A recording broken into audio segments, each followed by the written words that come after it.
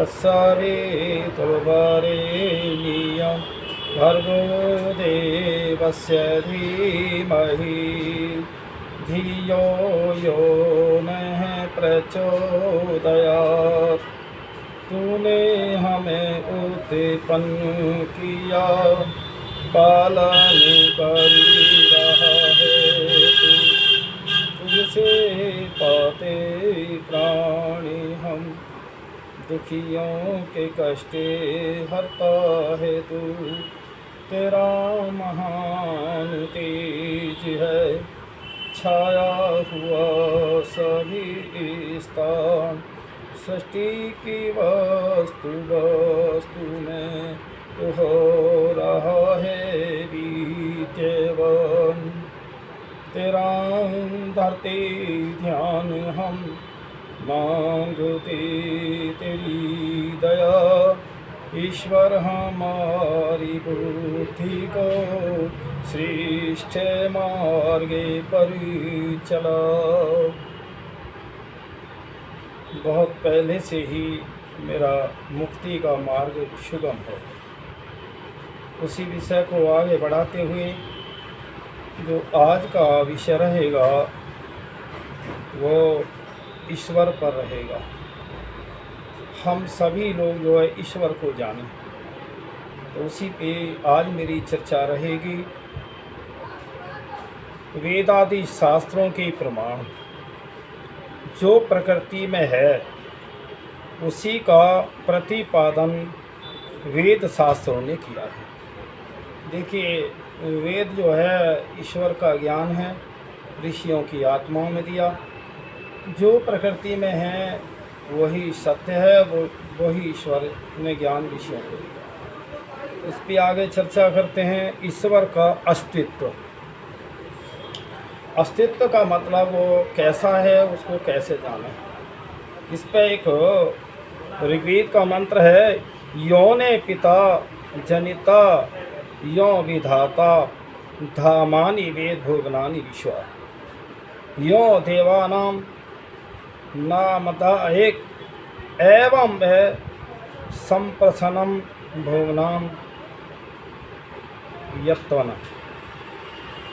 जो इस सबों का उत्पत्ति करता और पालन करता एवं विधाता है, सभी स्थानों एवं लोक आदि सत्य पदार्थों को जानता है। ऐसा वह ईश्वर सृष्टि के आरंभ में सभी दिव्य पदार्थों को नाम धारणा करवाने वाला ईश्वर एक ही है। तो देखिए, जब परमात्मा ने सृष्टि की रचना की, सारे पदार्थों का नाम और सारा जो है ज्ञान ऋषियों की आत्मा में परमात्मा ने दिया।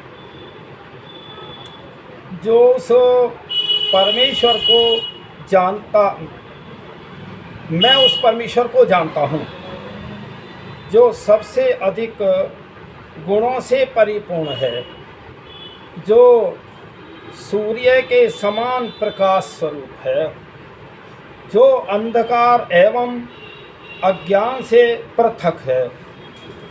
उसी प्रकार जो निज स्वभाव के कारण सभी दृष्टि से पूर्ण है, उस परमेश्वर को जानने पर ही विद्वान मनुष्य दुखमय मृत्यु को पार कर जाते हैं। हमारे अभीष्ट लक्ष्य मोक्ष स्थान की प्राप्ति के लिए इससे पृथक अन्य कोई मार्ग नहीं है।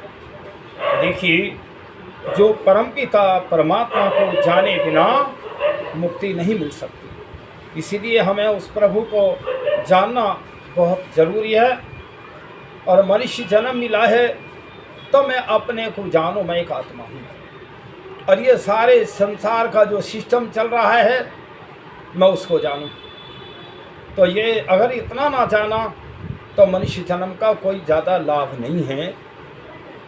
और देखिए, अभी मैं थोड़ा सा उस परमपिता परमात्मा के दर्शन की बात कर रहा हूँ। मैं अभी वीडियो बना रहा हूँ, फिर ये वीडियो प्रकाशित होगी, आप भी उसको देखेंगे, सुनेंगे। अच्छा, अब हम जो फ़ोन पे बातें करते हैं, फ़ोन का जो सारा विस्तार सारे विश्व में फैला हुआ है, तो मैं रात्रि में चिंतन कर रहा था कि ये सारा विस्तार है कैसे। देखिए, ये जो मेरे शब्द हैं, ये मेरे शब्द भी वो एक तरह व्यापक नहीं है। शब्द भी एक जड़ वस्तु है, क्योंकि दिखने वाली चीज़ नहीं है। शब्द जो है दिखाई नहीं दे रहे, दिखाई नहीं दे रही, तो फिर ये सारे विश्व में शब्द कैसे जा रहे हैं, ये भी एक प्रश्न आता है। तो मैं ये बताना चाहता हूँ, उस परम पिता परमात्मा का सारे विश्व में कण कण में व्यापक है, ये परमात्मा का दर्शन है। मेरी जो वाणी का विस्तार फैल रहा है, वो परम पिता परमात्मा के माध्यम से ही फैल रहा है। अब एक बात है कि ये हम फ़ोन की बात सोचें, तो फ़ोन भी जड़ वस्तु है। फ़ोन को जो मिलाने वाला, चलाने वाला या तो आत्मा है या परमात्मा है। तो इसलिए सारे विश्व में जो कण कण में और जो सारी प्रकृति की चीज़ें अपनी सीमा में हैं, गति कर रही हैं, वो परमात्मा की शक्ति से करती हैं। तो वो सब में परिपूर्ण है। विद्वान मनुष्य और दुखमय मृत्यु को जो तर जाते हैं, जब उसको समझ लेते हैं, वह परमात्मा कामना विरहित है, उसकी कोई अपनी इच्छा नहीं है। वह धीर, अमर, स्वयंभू। स्वयंभू का मतलब वो स्वयं ही सारे विश्व का स्वामी है, एवं आनंद से तृप्त होकर किसी भी शक्ति से अपूर्ण नहीं है। अपूर्ण का मतलब परम पिता परमात्मा सर्वशक्तिमान है, उसे किसी कार्य के करने में किसी अन्य की शक्ति नहीं लेनी पड़ती। उसी धीर, अचर एवं युवा परमात्मा को जानकर विद्वान लोग मृत्यु के भय को पार कर जाते हैं। मृत्यु का भय पार क्या है? मुक्ति है। तो इसलिए जो मुक्ति चाहें, वो परम पिता परमात्मा को जाने, अपने को जाने, तभी आप मुक्ति प्राप्त कर सकते हैं। निश्चय रूपेण सभी से पूर्व ब्रह्म था। देखिए कितना एक एक शब्द वेद का कितना बढ़िया है। जब ये संसार नहीं बना था और हमारे भी जन्म नहीं थे, तब भी उसे भी पहले वो परमात्मा था। तो देखिए वो कभी विनाश को प्राप्त नहीं होता, ना वो जन्म लेता। ये कई लोगों ने ज़्यादा पूजा पाठ को बढ़ा करके भ्रांतियाँ पैदा कर दी हैं। सभी वेद जिस श्रेष्ठ पद परमेश्वर का वर्णन करते हैं, जिसकी प्राप्ति के लिए सब लोग तपश्चर्या करते हैं, जिसे प्राप्त करने की आकांक्षा से विद्वान लोग ब्रह्मचर्या का पालन करते हैं, उस ईश्वरीय पद को मैं तुम्हें संक्षेप में कहता हूँ कि वह वही ओम है। उस परम पिता परमात्मा का नाम ओम है, मुख्य नाम उसका ओम है। अभी जैसे मेरा पोता है देवरतन, इसका नाम है मुख्य नाम देवरतन। देवरतन विद्यालय चलाता है। तो देवरतन जो है भाई एक विद्यालय का अधिष्ठाता है। अब देवरतन खेती में काम करता है तो कहेंगे देवरतन किसान है। देवरतन दुकान चलाता है तो देवरतन एक व्यापार करता है। देवरतन अगर कोई वैज्ञानिक काम करता है तो कहेंगे देवरतन वैज्ञानिक है, इंजीनियर है। ऐसे उस परम पिता परमात्मा का बहुत, उसके लगभग 108 नामों की व्याख्या सत्याप्रकाश और अन्य विद्वानों ने दी है। मैं इस पर चिंतन भी कर रहा था कि मैं ये सब नामों को बताऊं। एक मेरे मन में एक प्रश्न आया, उसका नाम गणेश भी है, उसका नाम शिव भी है, और उसका नाम अग्नि भी है, उसका नाम वायु भी है, मतलब बहुत सारे हैं। मैंने फिर ये सोचा कि तू सारे नामों की व्याख्या करेगा। लोग जो मूर्ति पूजक हैं उन्होंने भी ये नाम रख रखे हैं, तो फिर परमात्मा को जो मनुष्यों में जोड़ देंगे। इसलिए मेरे मन में वो विचार थोड़ा हटका, किसी तरह फिर बताऊंगा, अभी आगे थोड़े चले। तो अब आता है विचार, तो वो ओम है जिस परमात्मा से ये सारे जीव जन्म पाते हैं। वो परमात्मा हम सबको जन्म देता है। देखिए उसके कर्मों की बात बता रहा हूँ। कोई ये कहे कि भाई वो परमात्मा जन्म लेके आया तो वो इतना कार्य नहीं कर सकता। मनुष्य अच्छे कार्य तो कर सकता है, लेकिन वो परमात्मा का कार्य मनुष्य नहीं कर सकता। फिर आता है और जन्म लेने पर जिसकी कृपा से जीते हैं वह परमात्मा जानने के योग्य है। कितना सुंदर हमारे ऋषियों ने वेदों में परमात्मा की वाणी है ये। तो देखिए जिसके सारे हम जन्म पाते हैं, सारे पदार्थ हमें मिले हैं, माता पिता मिले हैं, सब कुछ जो मिला है वो परम पिता परमात्मा है। फिर आया है मनुष्य इच्छा करते हुए उद्यम करता है, किंतु इच्छा के अनुसार फल प्राप्त नहीं कर सकता। इसी से यह अद्भुत होता है कि पदार्थ का फल पराधीन है। यह किसके अधीन है? वही परमात्मा है। आपको आज मैं परमात्मा के दर्शन करा रहा हूँ कि जो हम कर्म तो करते हैं, लेकिन फल हमारे हाथ में नहीं है। फल तो परम पिता परमात्मा देते हैं। जो हमको फल देते हैं हमारे कर्म का, वही परमात्मा है।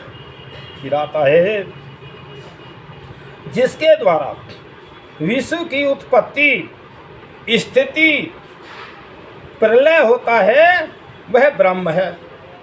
जिसने इस दुनिया को बनाया, स्थिति माने जगत जो है कार्य में चल रहा है, उसके बाद प्रलय होगी, तो फिर ये सारा कार्य कौन कर रहा है? ये परम पिता परमात्मा कर रहा है। देखियो तो जिसके द्वारा विश्व उत्पत्ति और स्थिति को प्राप्त होता है वही ब्रह्म है। वेदांत सूत्र में आया है।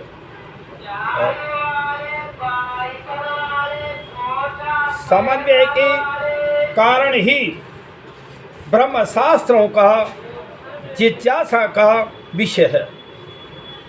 तो देखिए हमें सोचनीय ये चाहिए, चिंतन करना चाहिए कि परमात्मा जो है वो क्या है, उसका ही स्वरूप तो बताया है।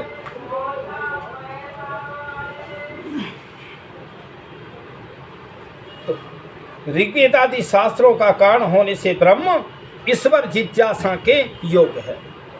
जिज्ञासा माने हम उसे प्राप्त करें, चिंतन करें।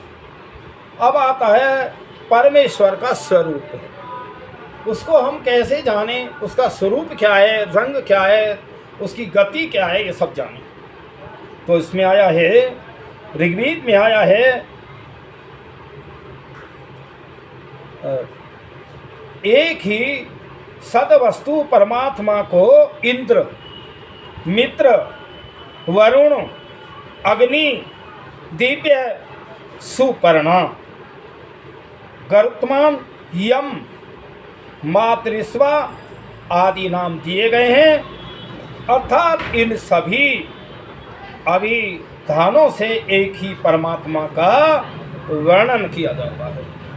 अगर हम ये सब को लास्ट में हम एक आए चिंतन करें तो सारा संसार का स्वामी परमात्मा ही तो है, ऐसा हम विचारें जाने। फिर आया है ब्रह्म सदैव एक रस है तथा वह ज्ञान स्वरूप एवं अनंत है। परमात्मा अनंत है, कोई जानना चाहे पूर्णतः नहीं जान सकता मनुष्य, क्योंकि मनुष्य अल्प ज्ञानी है, परमात्मा ही पूर्ण है, वो पूर्ण ज्ञानी है। तो उसकी जो पूर्ण है तो उसकी रचना भी अनंत ही है। तो हम सब तो नहीं जान सकते, लेकिन हम ये अपने ज्ञान को जितना हम बढ़ा सकें उतना सही है। योग दर्शन में आया है। अब वह परमात्मा पूर्व काल में उत्पन्न अग्नि, वायु, अंगिरा आदि ऋषियों का भी गुरु है, क्योंकि वह काल भी मर्यादा से रहित है। यहाँ आया है 4 ऋषियों के नाम आए हैं। परमपिता परमात्मा ने और अग्नि, वायु, आदित्य, अंगिरा आदि ऋषियों को वेद का ज्ञान दिया, और वेद का ज्ञान उनकी आत्माओं दिया। देखिए पास में ये जो 4 ऋषियों की आत्माओं में 4 वेद का ज्ञान दिया, वो आत्मा भी मोक्ष से ही आई हैं, परमात्मा के निकट से आई, हर परमात्मा के निकट में है। तो अच्छी तरह वो बहुत ज्ञानी आत्मा थी, तभी जो है परमात्मा ने उनकी आत्मा में ज्ञान दे करके वेद का, उन्होंने वेद के ज्ञान को प्रकाशित किया। फिर आता है सर्वज्ञ, वह सर्वज्ञ एवं सर्वजाता है तथा उसका तप ज्ञानमय है। परमात्मा का जो तप है, चिंतन है, ज्ञानमय है, लेकिन हम उस तरफ ध्यान हमारा कम जाता है। ये दिखता हुआ चमकीला जो संसार है, इसमें ध्यान हमारा ज़्यादा जाता है। चेतनता से रहित प्रकृति सृष्टि के निर्माण में अक्षम है। तो परमात्मा ने सृष्टि की रचना की है। अब ईश्वर अजन्मा है। यहाँ आता है प्रश्न कि ईश्वर जो है अजन्मा है, वो कभी जन्म नहीं लेता। तो इसमें उत्पत्ति संभवा ये आया है, वेदांत सूत्र में आया है कि ईश्वर का जन्म लेना असंभव होने के कारण उसका कोई भी निर्माता हो नहीं सकता। देखिए वो परमपिता परमात्मा संभव है, सारे विश्व के अंदर व्यापक है, वो जन्म किससे लेगा। और देखिए लोगों की भ्रांतियां हैं कि कोई चौथे आसमान, 7वें आसमान या उस पर, मान लीजिए मैं इस समय ग्रेटर नोएडा में गौतम बुद्ध नगर में बैठा हूँ, मैं इस समय बम्बई में नहीं हूँ, मैं इस समय अमेरिका में नहीं हूँ, और मैं कहीं चीन जापान किसी में नहीं हूँ। क्यों? मैं एक देशी हूँ। जब अगर परमात्मा जन्म लेकर एक कहीं वो सिंहासन पे या कहीं बैठेगा तो वो एक देशी हो गया। इसलिए फिर सारे संसार की रचना को कैसे देखेगा। तो परमात्मा जन्म नहीं लेता, वो तो अनादिकाल से ऐसा ही है। यहाँ कई बार शास्त्रों में आया है एक रस, जैसे मान लीजिए गन्ना है, गन्ने के अंदर रस भरा हुआ है, बिल्कुल ठोस है गन्ना। इसी प्रकार रस के भांति सारा रस जो उस परम पिता परमात्मा का एक एक तत्व के अंदर सारी प्रकृति में भरा हुआ है। तो इसलिए अगर हम उन भ्रांतियों को दूर कर दें, वेदों को पढ़ें, उसको जानें, परमात्मा बिल्कुल भी दूर नहीं है, भ्रांति होने की कोई नहीं है। लेकिन हम भ्रांतिवश जो है, बहुत महाभारत काल से ये सारी भ्रांतियाँ मनुष्य को आती चली गई। धर्म तो है नहीं और मानते हैं धर्म। ये अज्ञानता के कारण मनुष्य जो है वो उससे निकलने नहीं पा रहा। बस इतनी बात है। अगर तुम वेदों को पढ़ो, वेदों की तरफ लौटो, सब सिस्टम समझ में आ जाएगा। अब आता है ईश्वर का जन्म लेना असंभव होने के कारण उसका कोई भी निर्माता हो नहीं सकता। जब वो है ही अनंत, तो अगर निर्माता होगा कौन। और जो जन्म लेता है उसको कष्ट भी होता है। तो कई बार क्या है भाई, क्या वो भ्रांतियाँ बहुत हैं, कहाँ कहाँ किस किस की भ्रांतियाँ गिनाएं। तो इसलिए वेदों को पढ़ो, वेद से तुम्हारी भ्रांतियाँ दूर हो जाएंगी। निर्विकार ईश्वर, निर्विकार का मतलब उसमें कोई विकार ही नहीं है। कोई उसमें यह नहीं कह सकता मेरे साथ अन्याय करा है, उसके साथ ज़्यादा दे दिया, ऐसा नहीं है। जो मैंने कर्म किया था उसका फल परमात्मा ने मुझे दिया है। अच्छा कर्म का अच्छा फल है और बुरे कर्म का बुरा फल है। फिर आता है तो माता मित्रस्य रेवतो वर्णस्य चाने हसो व उत्तय सो उत्तयो। ऋग्वेद में आया है अखंड निर्विकार परमात्मा हमें उत्पन्न करता है एवं वही हमारा कल्याण करे। वही कल्याण करता है जो हमारा उत्पत्ति करता है। और एक बात सुनो, परमात्मा हमें पैदा तो कर देता, और यहाँ अनाज ही ना होता है, तो अगर कोई साधन ना होता फिर क्या होता। तो इसलिए परमात्मा ने पहले इस मनुष्य का सारे प्राणियों के लिए संसार की रचना की, उसमें सारी व्यवस्थाएं की, सारी वस्तुओं का निर्माण किया, तब ये आत्मा संसार में आई। तो इसलिए परमात्मा सबका निर्माता है, उत्पत्ति करता है। तो फिर आता है सर्वेश्वर। सर्वेश्वर का मतलब ये है मैं अपने कार्य करने में सर्वेश्वर हूँ, और उसमें भी फल तो मैं परमात्मा के अधीन है भाई। परमात्मा जो सर्वेश्वर है वो किसी को कि ना वो सहायता लेता, ना कहीं की मीटिंग करता, ना कोई कुछ करता। जो करता है स्वयं निर्णय लेके करता है, और उसका निर्णय कोई बदल नहीं सकता और अन्याय भी नहीं करता। वो तो धर्म के अनुकूल है उसका निर्णय। इसलिए हे ऐश्वर्य संपन्न जगदीश्वर, सभी उत्पन्न पदार्थों का तू ही स्वामी है, और उत्पन्न न होने वाले नित्य जीव आत्मा एवं प्रकृति का भी स्वामी तू ही है, और सभी लोगों का राजा तू ही। वो परम पिता परमात्मा राजाओं का राजा है, गुरुओं का गुरु है, पिताओं का पिता, परदाता, सारा सब कुछ वही है। इसलिए हमें उसी की प्रार्थना उपासना करनी चाहिए। उसके स्थान में हम कितना भी कोई, ये महापुरुष तो बहुत हुए हैं, लेकिन भगवान नहीं है, वो ईश्वर नहीं है, सृष्टि रचता नहीं है, उनके भी जन्म हुए हैं। इसलिए विचार करो, जो भी महापुरुष हुए हैं उन्होंने भी भक्ति उस परम पिता परमात्मा निराकार की है। बहुत सारे उदाहरण आते हैं। जब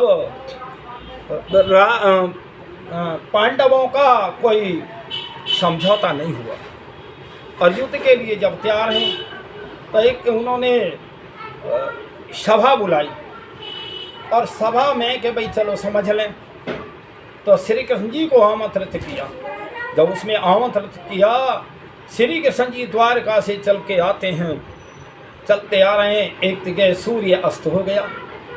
सूर्य अस्त होने को वो है, तो सारथी से कहते हैं, ए सारथी, बहुत सुंदर यहाँ जल का किनारा है, तालाब है, यहाँ संध्या बैठे करके चलेंगे। तो देखिए वो महापुरुष भी संध्या करते थे और अग्निहोत्र आदि यज्ञ भी किया करते थे। खैर और बहुत सारा आगे विषय बहुत लंबा है, कभी फिर चर्चा करूंगा श्री कृष्ण जी पे। तो मैं ये बताना चाहता हूँ, उसमें भी आता है, रामायण के अंदर भी आता है, जब सीता लक्ष्मण वन के अंदर उन्होंने 14 वर्ष बिताए, तो एक समय शाम का समय हो गया, तो राम लक्ष्मण कहते हैं संध्या का समय हो गया, हम संध्या करेंगे यहाँ। तो इसलिए विचार करो। अच्छा, इसमें एक बात और भी है, संध्या कहते हैं संधि को, संधि माने मिलन। ये जीवात्मा परमात्मा से मिलन करे, उसके गुणों को जाने, परमात्मा के गुणों को जान के करके अपनी बुराइयों को दूर करे, उसके परमात्मा के गुणों को जाने, उसका नाम है संध्या। उसको योग भी कहते हैं। अब एक बात सुनो, मैं तुम्हें वेदों की बातें कह रहा हूँ, महापुरुषों की बातें कह रहा हूँ। अब मान लीजिए मेरा कहीं संध्या का समय तो जंगल में हो गया, तो क्या मैं मंदिर में ही जाऊंगा संध्या करने, या मैं मस्जिद में ही जाऊंगा? अरे जहाँ समय हो गया वहीं आप आसन डालिए, आप संध्या कर लीजिए। परम पिता परमात्मा सब जगह मौजूद है, उसका एक स्थान नहीं है। जो नित्य प्रति संध्या भजन करते हैं उन्हें कहीं भी जो समय हो गया वहाँ कर लो। तो ये विचार करो कि जो जैसा हमें उसका नाम लेना चाहिए, संध्या चिंतन करना चाहिए, वो तो है नहीं, और विवाद बहुत खड़े हैं भाई। इसलिए सब यही बुद्धिमान हो, संसार के लोगों, ये संसार जो बुद्धिजीवी व्यक्ति हैं उन्हीं के सहारे चल रहा है, और कहीं कोई जो उग्रवादी लड़ाई झगड़े वाले, उनसे संसार नहीं चल सकता। ये विचार करो, चिंतन करो। सारे विश्व के लोग, बुद्धिमान लोग विचार करें, चिंतन करें, भ्रांतियों को दूर करें, तो अपने आप शांति आ जाएगी, आप मुक्ति के मार्ग पे हैं। इसलिए विचार करो कि हम अगर महापुरुषों के इतिहासों को लें तो ये वो तो जंगल में जाया करते थे। और देखो, संध्या के लिए एक शुद्ध स्थान हो, शुद्ध वायु हो और ऊंचा नीचा कंकड़ पत्थर ना हो, एक आसन बिछा लो, बैठ कर ध्यान परमात्मा में लगो। परमात्मा तो वहाँ है। ये थोड़ी है कि मैं उसके लिए मैं हरिद्वार ही जाऊँ, मैं कहीं वृंदावन जाऊँ, वो अलग बात है। इन स्थानों में भी हमारे महापुरुष रहे, ऋषि मुनि रहे, उनके आश्रम हैं। एक बात आती है कि लोग जाते हैं कि हम पाप छुड़ाने जा रहे हैं गंगा जी नहाने।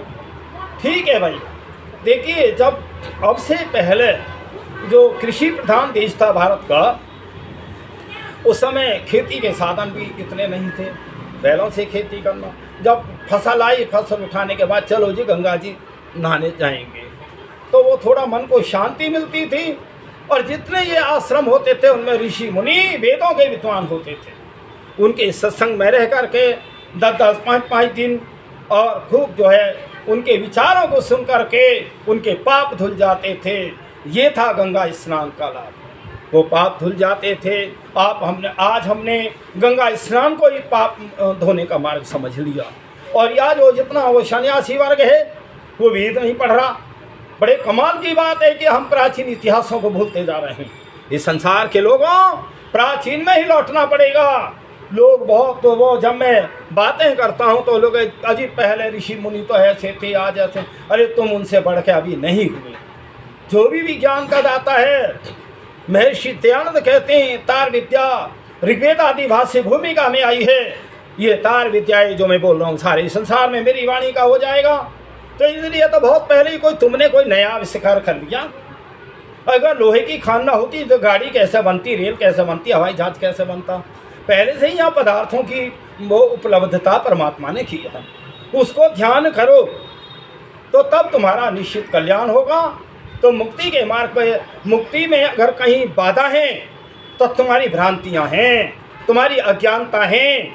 अज्ञानता दूर कर दो, मुक्ति दूर नहीं है। रहता है अखंड निर्विकार है वो, और वो ही हमारा कल्याण करे। सर्वेश्वर तो परमात्मा सर्वेश्वर है।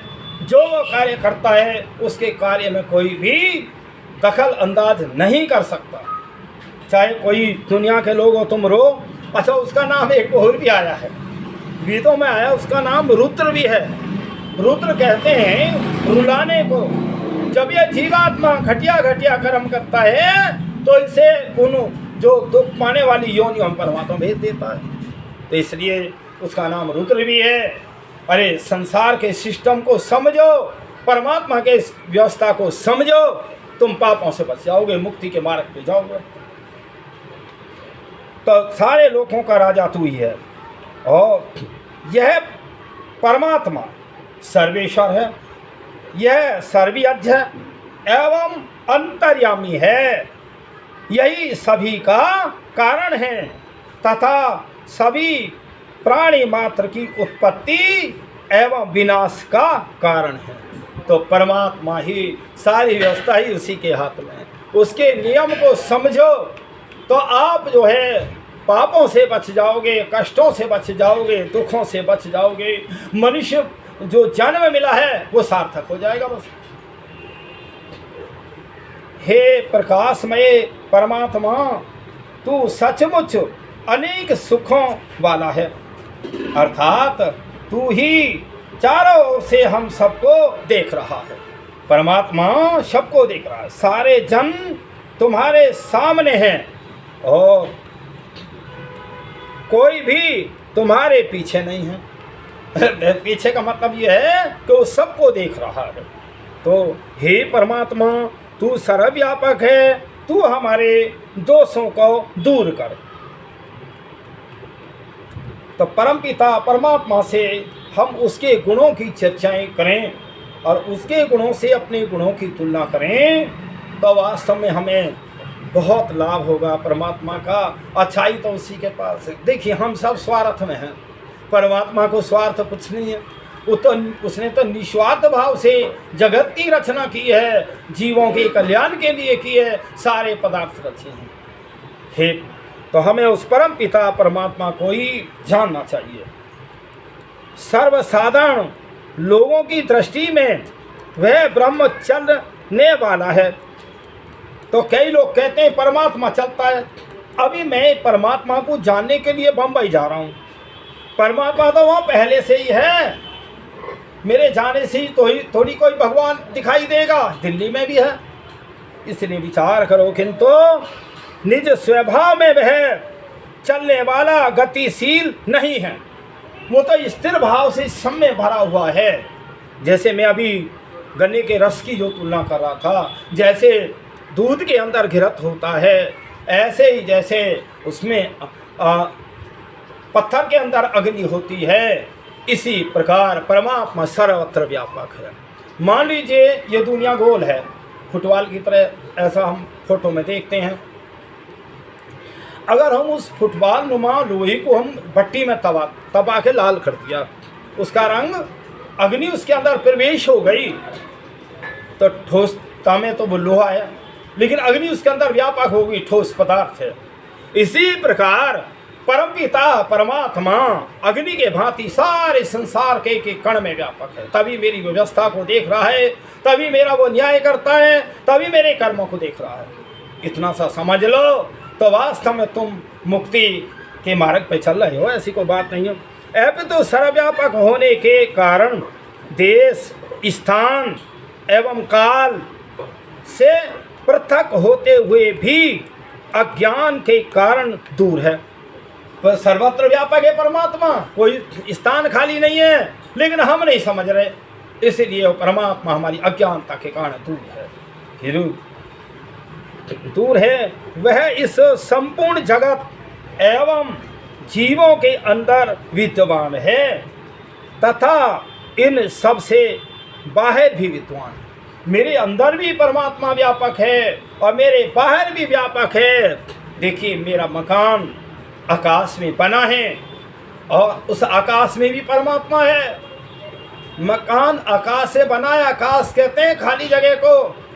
उस खाली जगह में मेरा मकान बना है, और जहाँ मैं प्राणदेह में अभी यज्ञ किया पहले मैंने, तो उस मकान में बैठा हूँ, आकाश में बैठा हूँ। लेकिन मेरे अंदर भी आकाश है, बाहर भी आकाश है। इसी प्रकार परम पिता परमात्मा में मैं बैठा हूँ। परमात्मा मेरे अंदर भी है, परमात्मा मेरे बाहर भी है। मेरे कर्मों को जान रहा है, मेरी गति को जान रहा है, मेरी हर तरह, तभी वो न्याय करता है। इसलिए विचार करो, उसके स्थान में अन्य किसी की भाई परमात्मा जान करके पूजा करना, भक्ति करना, ये आपकी अज्ञानता है। उस निराकार को जानो, उसी को जो है उसकी शक्ति को पहचानो, तो तुम जो है वास्तव में मुक्ति की तरफ बढ़ रहे हो। मुक्ति आसान भी है और कठिन भी है। हम अपने अगर नियमों को बदल लें, अपने व्यवहार को बदल लें, तो मुक्ति सरल है। ये जो है हमारी जो ये अनंत जन्मों के जो दुर्गुण हैं, दोष हैं, वो हमें मुक्ति से के मार्ग से हटा लेंगे। कितने ही जन्म मेरे बेकार चले गए। मेरे जन्म अगर सफल होते तो मैं मुक्ति का आनंद लेता। इसीलिए मैं परम पिता परमात्मा की क्षण में होता। भाई जीव आत्मा में सत्य और चित, सत्य स्वभाव है जीव आत्मा का। ऐसा नहीं है कि कोई जीवात्मा चोर है, लेकिन चोर के जो अनादिकाल से उसमें जो अवगुण आए हुए हैं, और यहाँ इस समय संगति भी चोर के साथ है, इसलिए वो आत्मा चोर होगी। लेकिन वो तो सत्य है और चित्त है, चेतन स्वरूप। परमात्मा में 3 गुण है बस, सत्य और चित्त। जीवात्मा और परमात्मा के दोनों के गुण समान हैं, लेकिन उसके पास आनंद है, और वो आनंद जो है मिलने का कारण और ना मिलने का कारण तुम्हारे कर्म है। मुक्ति कोई दूर नहीं है, जिसको हम मुक्ति भी कहते हैं, वो परमात्मा की क्षण में जीवात्मा रहेगा, वो मुक्ति या मुक्त हो गया। जन्म मरण के बंधन से उसको मुक्ति कहते हैं। अब आ जाता है तीसरे में ये संसार। संसार में 3 गुण हैं, इसमें प्रकृति में बस एक सतोगुण है, रजोगुण है और तमोगुण है। देखिए सतोगुण तो हमें मुक्ति की तरफ ले जाते हैं, अच्छाई की तरफ ले जाते हैं। रजोगुण तमोगुण हमारे आलस्य हैं और वो अज्ञानता अविद्या की तरफ ले जाते हैं। इनसे उनका फल वो है। अभी मैं थोड़ी देर पहले यज्ञ कर रहा था। यज्ञ में मैंने सुगंधित पदार्थ डाले, बहुत अच्छी सुगंधी आ रही, पड़ोसी भी कह रहे बहुत अच्छा यज्ञ हो रहा। अभी मैं उसी जलती हुई अग्नि में मिर्च डाल दूं तो ना मैं बैठ सकता ना पड़ोसी बैठ सकते। ये प्रकृति है। प्रकृति में जैसे तुम कर्म करोगे उसका जवाब वैसे ही आ जाएगा, वैसे ही तुम्हारा कर्म बन जाएगा। तो इसलिए एक एक उसको हम कदम को, विचार को हम अच्छाइयों की तरफ ले जाएं तो तुम मुक्ति की तरफ जा रहे हो। यही मुक्ति का वो एक रास्ता है। अच्छे सही धर्म, अर्थ, काम और मोक्ष के लिए मनुष्य जीवन मिला है। धर्म के अनुकूल काम करो, सत्य के अनुकूल काम करो, न्याय के अनुकूल काम करो तो वास्तव में तुम्हें मुक्ति मिलेगी।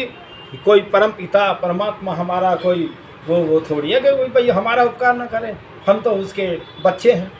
तो इसलिए परमात्मा तो कल्याण करता है, वो किसी का पक्षपात नहीं करता। इसलिए अगर कहीं है दूरी है तो हमारी अज्ञानता की है, मुक्ति कोई दूर नहीं है। और मैं भाई सभी से, दुनिया वालों से एक बात कहता हूँ कि जो मैं ये अपनी वीडियो बनाता हूँ ऐसी वीडियो नहीं है। मैंने उन लोगों की भी देखी है वीडियो, चुटकुले से बना रखे हैं, उनसे कोई ज्ञान नहीं मिलता।